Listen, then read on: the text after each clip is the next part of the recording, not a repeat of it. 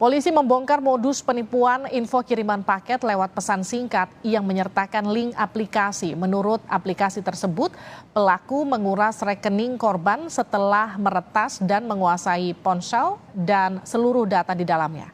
Korban sebanyak 493 orang dengan kerugian mencapai 12 miliar rupiah.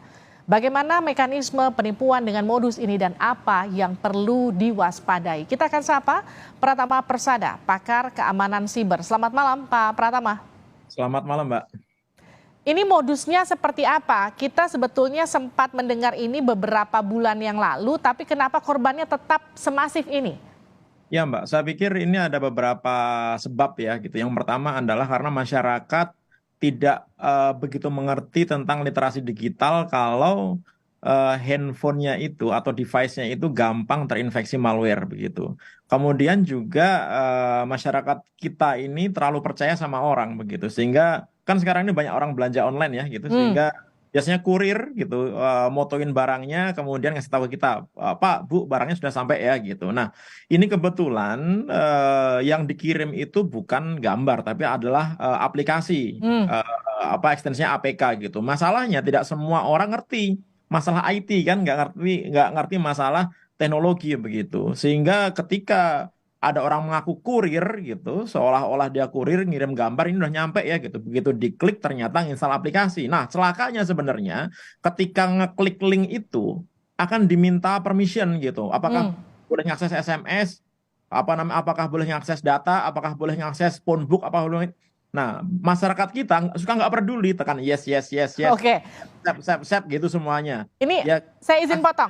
Jadi ketika kita klik linknya sebetulnya sudah ada permission di sana. Jadi sebetulnya kalau kita agak sedikit lebih cermat dan teliti, tidak asal klik-klik, itu kita sudah tahu bahwa ini ada upaya dari aplikasi untuk mengakses dari mulai aplikasi handphone sampai nomor telepon begitu yang ketika kita mengklik itu begitu Pak Pratama. ya, secara default sistem di dalam handphone kita ini sebenarnya sudah punya level security sendiri gitu. Dia akan bertanya kepada si pemiliknya, ini boleh nggak ngakses ini, boleh nggak ngakses ini gitu. Kan aneh tuh, ada gambar minta akses ke phone book, minta akses ke data dan lain-lain begitu. Tapi karena kita suka nggak peduli karena pengen lihat gambarnya, tekan yes yes saja. Nah, begitu semuanya sudah oke, tiba-tiba aplikasi terinstall, apa yang terjadi?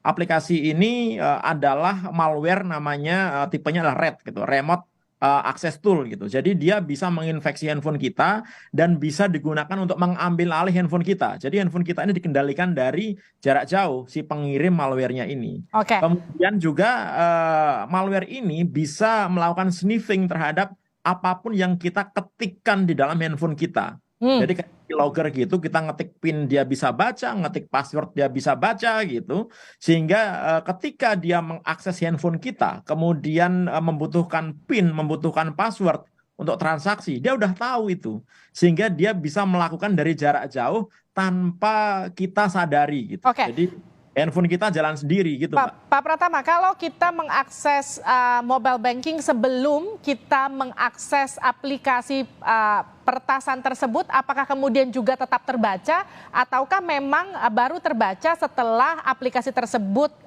menjebak kita dan kita mengakses PIN? Baru terbaca setelah ada aplikasi malware ini masuk ke dalam kita, Mbak. Sebelumnya nggak terbaca, karena kan PIN itu tidak tercatat di handphone sebenarnya. Jadi kalau kita memasukkan PIN, memasukkan password, itu harusnya tidak tercatat di handphone. Yang jadi masalah ketika malware itu sudah terinstall ke handphone kita ketik password atau ketik PIN, itu direcord sama malware ini. Sehingga dia bisa tahu dengan tepat si user ini lagi menggunakan mobile banking apa, BRI, BCA, Mandiri dan lain-lain, semuanya bisa gitu. Nah, itu yang akhirnya menjadi data bagi si pengirim malware ini untuk melakukan transaksi menggunakan handphonenya si user. Karena kan nggak mungkin. Karena gini, sebenarnya internet banking itu mobile banking itu punya security. Dia nggak bisa digunakan di handphone lain karena autentikasinya ada menggunakan SIM card, dia menggunakan identifikasi dari handphonenya gitu. Dia nggak bisa kalau misalkan orang lain kemudian nyoba-nyoba menggunakan mobile bankingnya device lain gitu. Oleh karena itu cara paling gampang gimana? ya menguasai atau mengendalikan handphone si pemiliknya langsung gitu. Bagaimana caranya? Ya mengirimkan malware. Nah, ini terjadi kan? Oke, Nah, Pak Pratama, kemudian ini juga ya, maaf saya potong. Ini kan korbannya sudah 900 lebih yang ketahuan. Bisa jadi sebetulnya betul. korbannya lebih banyak lagi daripada itu. Pasti jauh lebih banyak. Oke, sekarang kalau misalnya saya sempat pencet linknya, saya tahu dari mana saya itu sudah kertas atau belum. Saya bisa cek di mana dan apa yang bisa saya lakukan.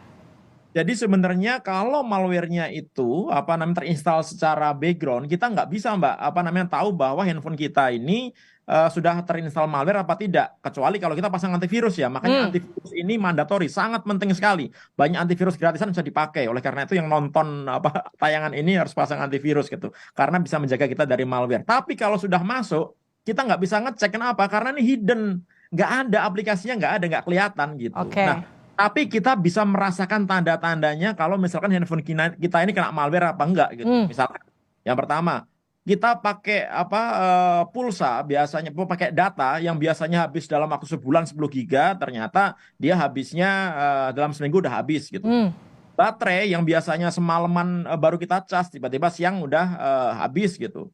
Atau tiba-tiba handphone kita taruh dalam keadaan idle, kita pegang kok hangat nih gitu. Berarti ada yang kerja di belakang layar nih gitu. Nah, itu ada tanda-tanda ada malware yang bekerja di handphone kita gitu. Atau misalnya kita dapat SMS dengan karakter-karakter yang aneh gitu. Atau misalkan tiba-tiba handphone kita terstart gitu. Nah, itu ada masalah di handphone kita, sehingga harus kita benerin dulu handphone kita ini gitu, supaya kita yakin bahwa handphone kita ini benar-benar clean.